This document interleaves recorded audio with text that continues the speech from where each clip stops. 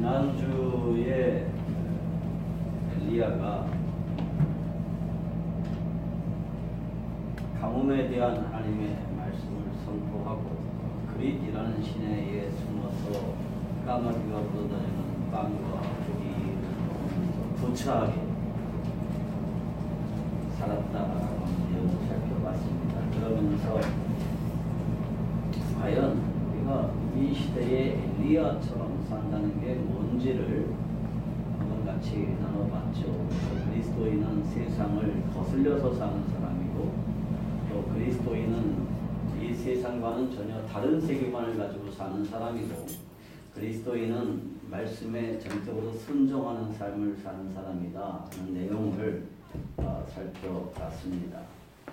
그러면서 엘리야의 삶을 통해서 우리 그리스도인들이 과연 어떻게 살아야 되는가 하는 것을 같이 살펴볼 수 있었습니다. 우리는 오늘 이어지는 말씀을 통해서 다시 한번 엘리야의 삶을 살펴볼 것입니다. 그리고 과연 그리스도인으로 산다는 게 뭔지를 다시 한번 같이 확인해 보십시다. 그리스도인은 어떻게 살아야 될까요?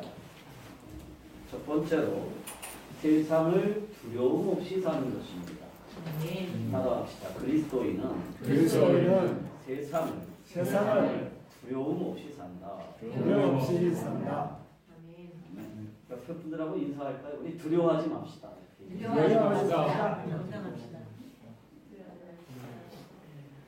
오늘 우리가 읽은 본문은 엘리야에게 다시 말씀이 임한 것으로부터 시작이 됩니다.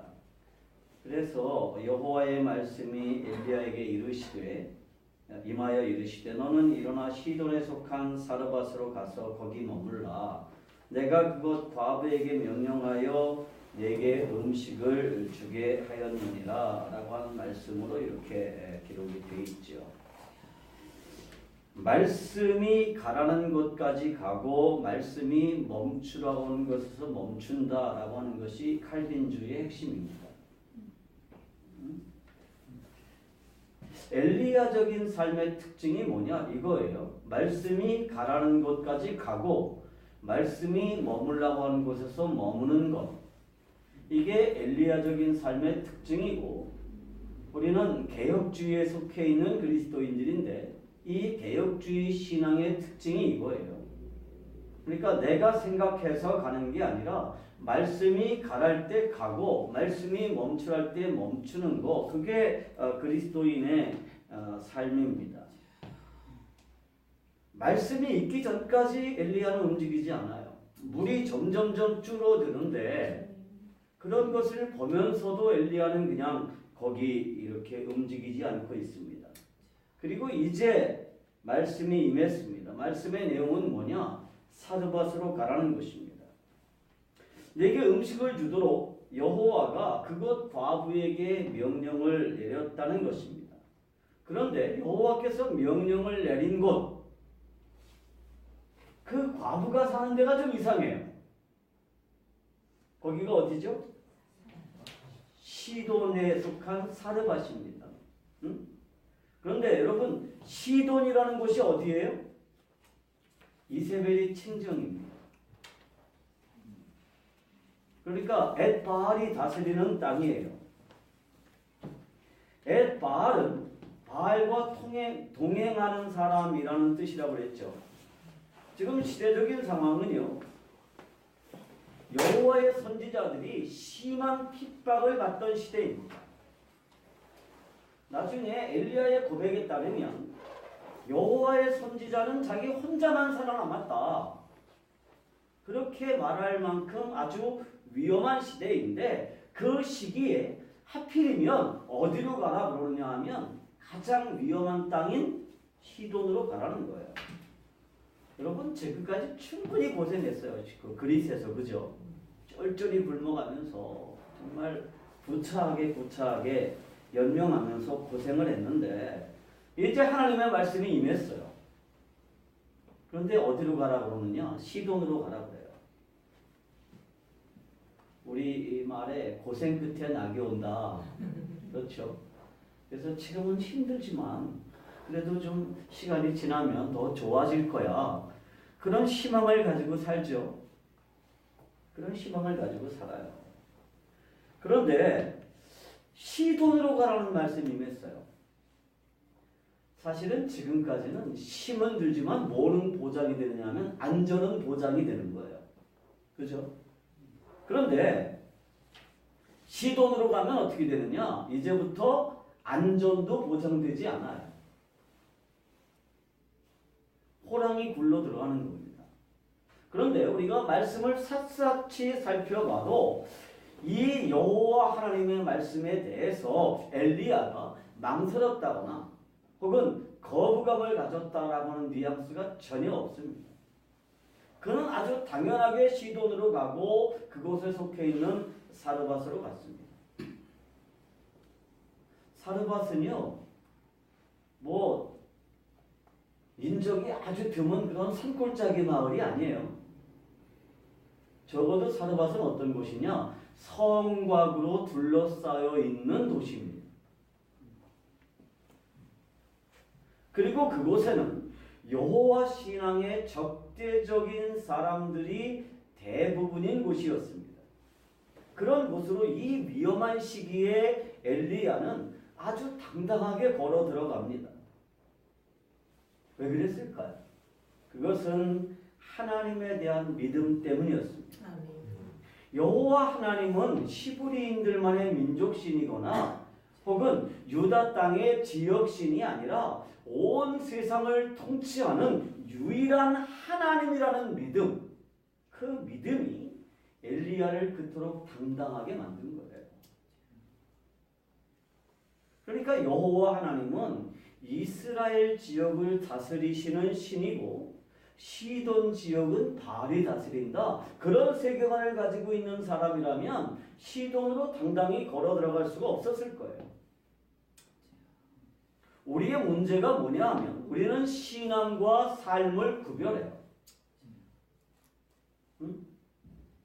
그래서 하나님의 말씀은 단지 뭐라고 생각하느냐면 종교적인 관념으로만 받아들여요. 하나님의 말씀을 연구하고 하나님의 말씀을 공부하고 열심히 암송하지만 그 말씀이라는 것이 사실은 세상을 살아가는데 별 도움이 안 된다. 그래서 종교적인 관념으로만 이 하나님의 말씀을 이해하고 세상을 살아가는 건 뭘 가지고 살아가느냐? 세상적인 지식으로 살아가야 된다고 생각합니다. 한번 여러분 생각해 보십시오. 내가 가지고 있는 지식 체계는 어디에 근거하고 있습니까? 학교에서 배운 지식, 이 사회에서 배운 지식하고 하나님의 말씀이 충돌할 때 뭘 따라서 내 삶의 태도를 결정하나요? 여러분, 우리 신앙은요, 이 세상을 떠나는 게 아니에요. 신앙은 기도원에서 이상한 능력을 행사하는 게 전부가 아니에요. 신앙은 직장을 버리고 교회 안으로 숨는 게 아닙니다. 많은 젊은이들이 신앙이라는 이름으로 이 세상으로부터 도피하려고 해요. 신학교에 가면 그런 친구들 많습니다. 그런데 신앙은 뭐냐? 오히려 이 세상에서 강력한 힘을 발휘하는 거예요. 왜냐하면 하나님은 우주의 모든 영역을 다스리시는 분이기 때문입니다. 엘리야는 이 사실을 분명하게 믿었던 사람입니다. 엘리야가 극심한 가뭄을 예언했습니다. 그런데 우리가 분명하게 해둬야 될 게 하나 있어요. 그게 뭐냐 하면 가뭄이나 홍수는 엘리야의 능력이 아니라 하나님의 주권에 속한 거죠. 엘리야는 하나님의 뜻을 전했을 뿐입니다. 하나님께서 이 우주를 다스리시는 분이라는 믿음이 없으면 절대로 그런 선언은 불가능한 거죠. 내가 뭐라고 내가 말하지 않으면 이 땅에 가뭄이 올 거야. 이거 내 능력으로는 그게 전혀 불가능해요. 그냥 한번 해보는 소리가 아니잖아요. 우리는 흔히 그냥 한번 해보는 말을 잘하죠. 축복하는 말이 특히 그래요. 사랑하고 축복합니다. 그렇지만 실제로는 뭐예요? 네가 복을 받든 안 받든 나하고 상관없어. 그냥 해보는 말이에요. 그런데 엘리야의 그 말은 그런 게 아니에요. 하나님께서 그렇게 전해준 말을 그대로 전하는 거죠. 여러분, 하나님의 통치는 이 모든 우주 영역에 미칩니다. 거기가 예루살렘이든 베델이든 사마리아이든 혹은 시돈이든 어느 지역이든 어느 장소이든 하나님의 통치가 미치지 않는 곳이 없어요. 그렇기 때문에 그가 시돈으로 가는 것에 대해서 조금의 두려움이나 조금의 망설임이 없었다는 겁니다. 오늘날 우리가 섬기는 하나님이 누구십니까? 그 하나님이세요. 아멘. 하나님의 통치는 온 우주 영역에 미칩니다. 아멘. 학교에서도 미치고, 우리 보자. 학교에서도 하나님이 통치하세요. 아멘. 직장에서도, 사업의 영역에서, 내 가정의 영역에서도 온 모든 우주의 영역을 하나님이 통치하십니다. 아멘. 그렇기 때문에 우리가 두려움 없이 세상을 살 수 있는 거예요. 여러분, 그리스도인이 원래 간이 커서 뭐 그렇게 두려움 없이 사는 게 아니에요. 그리스도인이란 온 우주의 주인이신 하나님의 종으로서 하나님이 시키시는 일을 하기 때문에 두려움이 없는 거예요.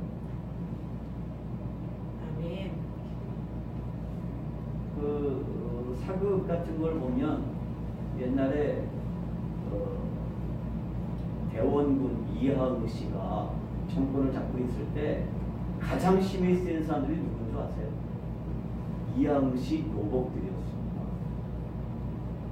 다른 대감들이 노복들한테 인사를 했어요. 대원의 대감께서 원하십니다. 그럼 어떻게 해요? 뭐 영의정, 뭐 좌의정이 그냥 예 그리고 따라갔어요. 우리 뒤에 하나님이 계세요. 우리는 하나님의 종입니다. 그래서 우리가 세상을 두려움 없이 살 수 있는 겁니다. 그래서 그리스도인은 이 세상을 두려워할 필요가 없어요. 아멘. 우리가 분명히 해야 될 일이 있습니다. 내가 하나님이 시키시는 일을 하나님이 시키시는 그대로 했다 그러면 그 일의 결과에 대해서 누가 책임지세요? 주인이 책임지는 거예요. 그 일에 성공했다 그래서 내가 그 성공에 대한 거를 내가 가지는 게 아니고 주인 거예요. 실패하면 내가 책임지나요? 주인의 일을 주인이 시키는 대로 했는데 실패하면 주인이 책임지는 거예요. 그런데 하나님은 실패하세요, 안 하세요? 실패할 리가 없어요. 그래서 우리가 이 세상에서 어떤 일을 할 때 두려워할 필요가 없는 거예요. 왜 두려워하느냐? 그게 내일이라고 생각하기 때문에 두려운 거예요. 내일이라고 생각하는 거예요. 그런데 여러분, 우리가 이 세상에서 행하는 모든 일들이 내 일이 되면 안 돼요. 아멘. 하나님의 일이요. 아멘. 그리스도인은 어떻게 살아야 될까요? 둘째로 당당한 자세로 세상을 살아야 돼요. 아멘. 따라합시다. 당당한 자세로. 당당한 자세로 세상을 살자. 세상을 살자. 이게 그리스도인의 자세예요. 아멘. 어떤 사람들은 우리가 하나님의 말씀에 순종하기만 하면 인생이 형통할 것이다 라고 가르칩니다. 그런데 우리가 하나님의 말씀에 순종하는 삶을 살아도 만사가 형통하지 않을 수가 있죠. 제가 살아보니까 그렇더라고요. 뭐 정말 하나님의 말씀에 순종하는데 그래도 여전히 삶이 어려워요. 그럴 때가 있습니다. 엘리야의 삶이 그랬습니다. 그는 우주의 하나님인 여호와의 종으로 살면서도 그릿에서 구차하게 살았습니다. 가난하게 겨우겨우 연명해야 됐습니다. 사르밧에 와서도 그랬죠. 내가 사르밧에 돈 많은 과부를 준비해놨으니까 이제부터 너는 고생 끝 행복 시작이다. 이거 아니에요. 사르밧에 와서도 여전히 가난하게 살았어요. 그런데 그것이 엘리야를 기죽게 하지 못했습니다. 엘리야에게 있어서 무엇을 먹고 어떤 집에서 사느냐 하는 것은 큰 문제가 아니었기 때문이죠. 우리가 이 세상을 당당하게 살 수 있는 것은 이 세상의 것들이 내 주인이 아니기 때문에. 아멘. 많은 사람들이 자기가 소유한 것을 주인으로 섬겨요. 이거 참 모순이죠. 내 거라고 가지고 있는데 그게 내 게 아니라 내 주인이에요. 돈. 내가 가지고 있다고 생각하는데 그게 돈이 주인이에요. 명예, 권력. 이 세상의 것들이 그 사람들의 주인이지만 우리는 이 세상의 것들이 내 주인이 아니기 때문에 그래서 우리는 이 세상을 당당하게 살 수 있는 겁니다. 아멘. 사람들은요, 이 세상의 것들이 행복을 가져다 줄 것이라고 생각해서 이 세상을 주인으로 섬깁니다. 돈을 주인으로 섬기면서 돈의 노예로 살아요. 권력의 노예로 살아요. 명예의 노예로 삽니다. 엘리야의 시대에 많은 이들이 바알이 행복을 가져다 줄 것이라고 믿었습니다. 바알이 번영을 가져다 줄 것이라고 믿었기 때문에 바알을 인생의 주인이라고 믿었습니다. 지난주에 얘기했지만 이 시브리어와 함께 공용어로 팔레스타인에서 쓰이던 언어가 아람어인데 이 아람어에서 바알이라는 말 자체가 뭐라고 그랬어요?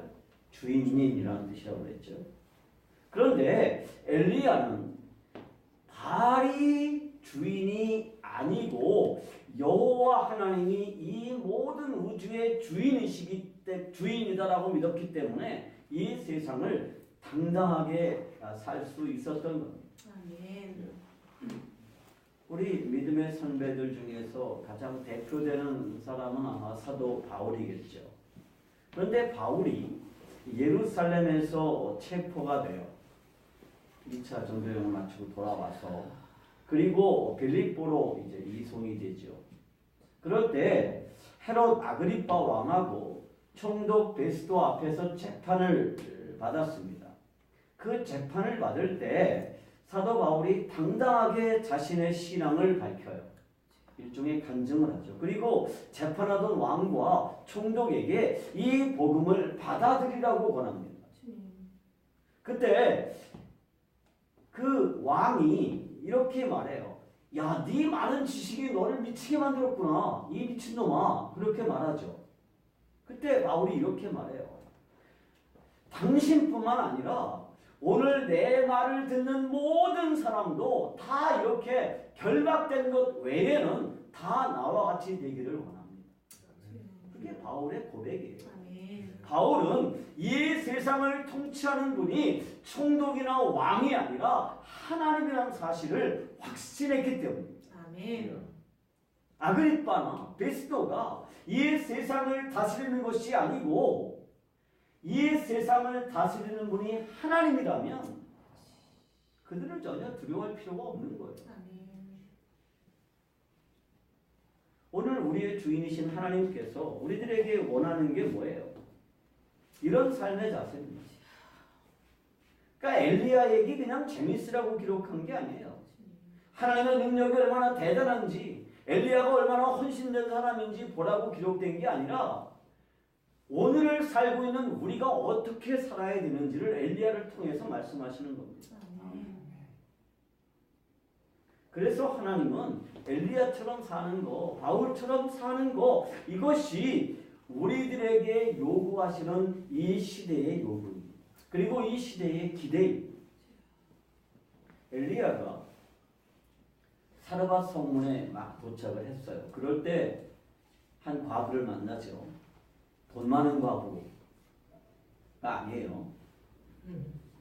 아주 가난한 과부를 만났어요. 이 과부는 성문 근처에서 나뭇가지를 줍고 있었어요. 그런데 그 사르밧이라는 곳이 대한민국에 있는 성이 아니라서 뭐가 없을까요? 나뭇가지가 참 귀한 곳입니다. 그렇죠? 거기는 어느 곳이에요? 산악 지역이에요. 나무가 참 귀하죠. 그런데 엘리야가 그를 만나서 참 이상한 얘기를 하죠. 야, 물 좀 줘라. 그 말을 해. 나한테 물 좀 주세요. 근데 우리나라는 물이 참 인심이 좋죠. 여러분 식당 갔을 때 물을 공짜로 주는 나라가 있나요? 한국밖에 없습니다. 한국만 물을 공짜로 줘요. 식당 가면 물을 그냥 주는 게 한국이에요. 중국도 물을 사 먹어야 되죠. 미국, 영국 뭐 어디를 가도 다 물을 사 먹어야 돼요. 심지어 사람들이 음료를 선택할 때 뭐 와인을 선택할 것인지 무슨 청량음료 선택할 것인지 거기에 뭐도 포함되어 있어요? 물도 포함되어 있어요. 근데 엘리야가 물을 달라고 그래요. 근데 그 당시에 제일 귀한 게 뭐였을까요? 물이었어요. 왜? 3년 반 동안 비가 안 내렸거든. 그러니까 얼마나 기근이 심한데 물을 달라고 그래요. 물을 달라고 그래요. 그리고 물 가지러 가는데 빵도 좀 있으면 달라고 그래요. 그것도 아주 당당하게 요구하죠. 이 과부에게 이 물과 빵은 정말 절실한 것이었어요. 그것은 그의 마지막 기인이었습니다. 그런 절망적인 상황이에요. 그런 그에게 이방인 선지자, 그러니까 자신과 같이 바알을 섬기는 선지자가 아니에요. 여호와 하나님을 섬기는 선지자가 와서 그 마지막 빵을 내가 먼저 먹자고 해요. 저 이 빵 만들어서요. 제가 먹고요. 내 아들하고 먹고 이제 굶어 죽을 작정이에요. 그러니까 야 그거 너 먹지 말고 내가 먼저 먹자 이래요. 요즘 같으면 어떡하죠 그거? 목사가 만약에 가난한 과부한테 가가지고 그랬다. 그거 텔레비전에 나올 일이에요. 그죠? 엘리야가 당당한 거예요? 뻔뻔한 거예요? 어떨까요? 하나님의 종이 이방 여자한테 그것도 처절하게 가난한 과부한테 이렇게 해도 되는 거예요? 근데 엘리야가 그렇게 해요. 왜 그럴 수 있었을까요? 그것은 하나님에 대한 신뢰 때문이에요. 아멘. 하나님께서 자신을 이 여자에게 보냈다라고 하는 믿음이 있기 때문에 그토록 당당하게 자신을 섬길 것을 요구합니다. 하나님이 뭐라 그래요? 내가 과부에게 명령해서 너를 섬기게 하였느니라 라고 하나님이 말씀하셨어요. 그러니까 사실은 상황을 보면 도대체 하나님이 이상한 분이야. 그죠? 이게 있을 수 없는 일이에요. 어떻게 부자도 아니고 그 가난한 여자, 이제 마지막으로 먹고 죽을 각오를 하는 그 여자한테 찾아가서 그렇게 당당하게 요구할 수 있었냐면 하나님이 그렇게 명령하셨기 때문입니다. 하나님께서 자신을 이 여자에게 보내셨다라고 하는 믿음이 있기 때문에 그토록 당당하게 자신을 섬길 것을 요구했던 것입니다. 엘리야의 사명이 뭐예요? 백성들이 바알을 섬기는 것이 아니라 여호와를 섬기도록 하는 것입니다. 그런데 여러분, 여호와를 섬긴다라고 하면서 여호와의 종들을 무시할 수는 없어요. 그러니까 여호와를 섬기는 것은 그에게 희생이 아니라 오히려 복이 될 수 있다는 믿음이 있기 때문에 요구한 거예요. 아멘. 누가복음 4장 21절에 보니까 우리 예수님께서 설교하시는 도중에 이렇게 말하죠. 모두가 선택된 것이 아니라 특별히 복을 받은 사람만 선택되었다라고 말하면서 엘리야가 그중 한 사람에게도 보내심을 받지 않고 오직 시돈 땅에 있는 사렙다 한 과부에게 뿐이었느니라 이렇게 말씀하십니다. 그러니까 엘리야는 자신이 그 사렙다 과부에게 보냄을 받았다라는 확신이 있기 때문에 그에게 그렇게 당당하게 요구할 수 있었던 겁니다. 아멘. 여러분, 우리가 있는 곳이, 내가 머무는 곳이 하나님의 복이 머무는 곳이라는 사실을 믿으시나요? 아멘. 내가 가는 곳, 내가 만나는 사람이 바로 하나님의 복을 받은 사람이라는 사실을 믿으십니까? 아멘. 그러면 우리는 당당하지 않을 수가 없는 거예요. 아멘. 여러분, 많은 돈을 가지고 백화점에 가서 무얼 살 때 종업원한테 미안해가지고 쩔쩔매면서 저거 좀 한번 좀 보실래요? 뭐 이런 많은 사람이 있어요? 돈이 없는 사람이 하는 얘기고요. 당당하게 돈이 있어서 뭘 살아가는 사람은 저것 좀 적으세요. 입어보고 이건 마음에 안 들어 내려놓고 또 저거 입어보고 그러잖아요. 그죠? 당당하게 요구하는 거예요. 당당하게. 왜냐하면 내가 이곳으로 온 것이 이 사람에게 이익이 될 것이라고 확신하기 때문입니다. 아멘. 엘리야가 이 과부에게조차 이렇게 당당하게 할 수 있었던 것은 뭐냐 하면 자신이 이곳으로 보냄을 받았다라는 사실이 이 과부에게 복이 될 거다. 그런 확신이 있었기 때문이에요. 아멘. 그리고 뭐라고 성경은 기록해요? 여러 날 동안 엘리야와 그 가족들이 먹었는데 뭐가 떨어지지 않았어요? 가루가 떨어지지 않았고 기름이 떨어지지 않았어요. 아멘. 여러분, 우리가 이 세상을 당당하게 살 수 있는 이유가 뭡니까? 돈이 많아서가 아니에요. 권력이 있어서가 아닙니다. 내가 이곳에 있음으로 해서 이곳에 복이 주어진다는 믿음 때문에. 아멘. 내가 만나는 사람들이 하나님의 복을 받아서 누릴 수 있다는 믿음이 있으면 우리는 이 세상을 당당하게 살 수 있는 거예요. 그래서 그리스도인은 당당한 사람들이에요. 아멘. 여러분 기죽지 마세요. 아멘. 어디 가서 누구를 만나든 무슨 일을 하든 당당하게 하시기 바랍니다. 왜냐하면 그게 그 사람들에게 복이기 때문에. 아멘. 내가 복의 근원이기 때문에, 내가 복의 통로이기 때문에 내가 있는 곳에 하나님의 복이 임합니다. 아멘. 제 아들이 올해 31살 아들이 여자친구가 있어요. 근데 그 여자친구를 제가 군명에 있을 때 한동대학교 여학생이 국제봉사활동하러 군명에 온 애를 딱 보니까 야 저런 애 며느리 삼았으면 좋겠다 확 들어왔어요. 그래서 하나님 앞에 그냥 그때 슬쩍 기도했어요. 하나님 며느리를 저런 애를 주십시오. 그리고 시간이 많이 지났는데 보니까 내 아들하고 연애하고 있더라고요. 근데 얘가 한동대학교를 전교 수석으로 졸업했어요. 똑똑한 애죠. 근데 서울대학교 대학원 시험을 쳤다 떨어졌어요. 서울대학교가 아니라 한국외국어대학교 떨어졌대. 그래서 내가 야, 그 외국어대학교가 정말 실수했다. 너 같은 인재를 학교가 손해야. 그랬는데 다시 연락이 왔대. 합격이라고. 그래서 내가 야 거기 가지마 기분 나쁘다. 이제 이번에 졸업해요. 여러분 내가 있는 곳이요 하나님의 복이 있는 곳이에요. 아멘. 그래서 그리스도인은 당당하게 살 수 있는 겁니다. 그리스도인은 어떻게 살아야 되느냐? 셋째로 하나님의 영광을 드러내는 삶을 살아야 됩니다. 아멘. 우리 옆에 사람들하고 인사할까요? 하나님의 영광을 드러내는 삶을 삽시다. 하나님의 영광을 드러내는 삶을 삽시다.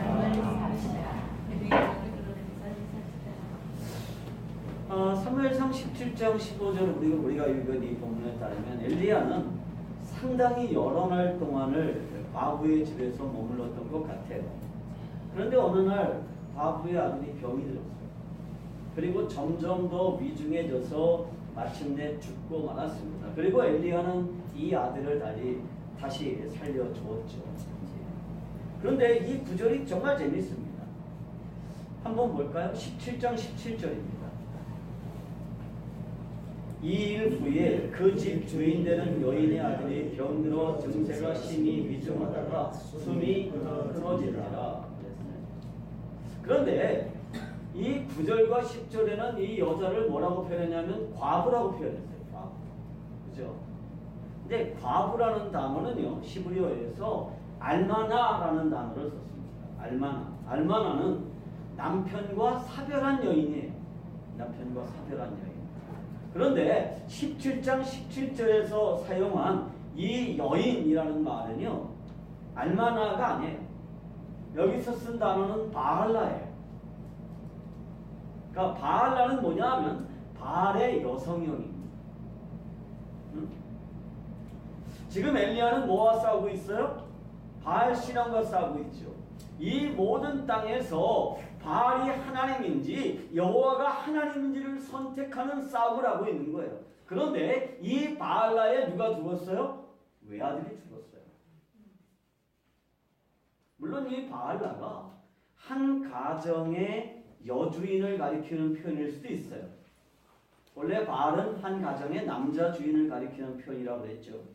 그런데 성경이 알마나가 아니라 과부가 아니라 바알라라는 명사를 사용한 이유를 여러분 아시겠어요? 그러니까 엘리야와 함께 생활하던 이 여자가 엘리야와 함께 생활하는 과정을 통해서 어떻게 바알을 섬기던 삶에서 여호와를 섬기는 삶으로 옮겨갔는가를 설명하기 위해서 성경이 이걸 기록한 거예요. 이 여자는 인생의 근거가 뭐예요? 바알이었습니다. 그게 희망이었어요. 그리고 자신의 전부로 표현되는 게 누구예요?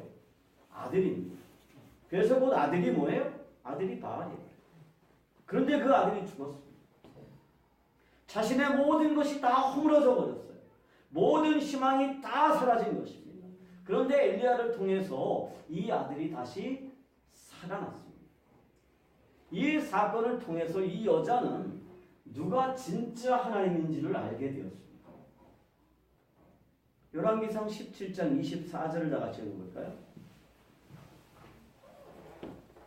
여인이 엘리야에게 이르되 내가 이제야 당신은 하나님의 사람이시오 당신의 입에 있는 여호와의 말씀이 진실한 줄을 알았느니라. 자, 여기도 여자라는 말이 나오죠. 그죠? 이 여인이. 그런데 여기서 사용된 단어는 과부를 뜻하는 알마나가 아니에요. 바알라도 아니에요. 여기서 사용된 단어는 이샤라는 단어를 썼습니다. 이샤는 뭐냐 하면 어머니로서의 여자를 뜻하는 단어예요. 그러니까 이 여자는 이제 더 이상 외로운 과부가 아니에요. 바알을 섬기는 여자가 아닙니다. 이제 이 여자는 아들을 품에 안은 행복한 여자입니다. 희망이 있는 여자, 미래가 있는 여자입니다. 이 여자의 고백을 한번 들어보세요. 당신은 하나님의 사람이시오. 당신의 입에 있는 여호와의 말씀이 진실한 줄 아노라. 엘리야의 삶을 통해서 엘리야의 사역을 통해서 뭐가 드러났느냐? 하나님의 영광이 드러난 것입니다. 아멘. 아들을 살린 것은 엘리야의 능력이 아닙니다. 그것은 전적으로 하나님의 능력입니다. 아멘. 오늘 우리가 읽은 본문 전체에 말씀이라는 단어가 8번이나 사용됐습니다. 그 중에 2번은 엘리야의 말로, 그리고 6번은 여호와의 말씀으로 사용됐습니다. 그런데 이 모든 말이 다 여호와로 말미암았다라고 성경은 말합니다. 그러니까 엘리야의 삶을 통해서 뭐가 이루어진 거냐 하면 여호와의 말씀이 나타난 것이고 여호와의 말씀이 이루어진 것입니다. 아멘. 이 여인은 이렇게 고백해요. 당신의 입에 있는 여호와의 말씀이 진실하다. 무슨 말일까요? 엘리야는 이 이방 여인의 집에 살면서 여호와가 왜 하나님인지, 무엇 때문에 여호와를 섬겨야 되는지, 이 기근의 원인이 무엇인지를 설명했을 것입니다. 그리고 그 아들을 살려줌으로써 하나님의 영광을 보여준 것입니다. 엘리야 자신의 영광이 드러난 것이 아니라 하나님의 영광이 드러난 것입니다. 어제 제가 그 토요일 날 예배가 있었는데 그 예배에서 하나님 앞에 정말 간절하게 이렇게 기도했습니다. 하나님, 주일날 하나님의 말씀을 선포하는 과정을 통해서 제 지식이 드러나는 것이 아니라 하나님의 말씀이 드러나게 해주십시오. 그게 제 솔직한 심정이에요.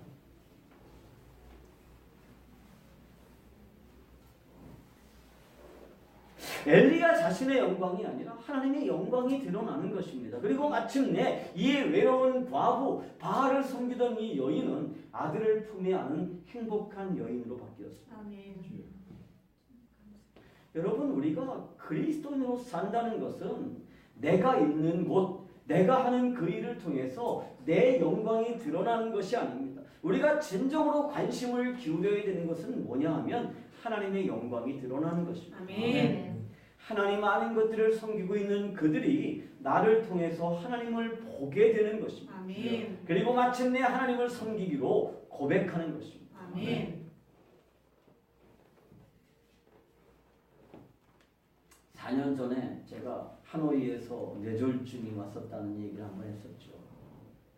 그때 전 정말 이해가 안 됐습니다. 아니 기왕 고쳐주실 거면 그냥 안 아프게 하셨으면 되잖아요. 그죠? 그거 왜 안 막아주시고 왜 쓰러뜨리시고 그리고 왜 병원에 누이셨다가 고치셨나? 근데 저를 아는 많은 사람들이 예수 안 믿는 사람들이 있거든요. 그 친구들이 제가 그렇게 쓰러졌다가 다시 완전하게 회복되는 과정을 보면서 그렇게 말했어요. 야 정말 하나님이 살아계시는구나.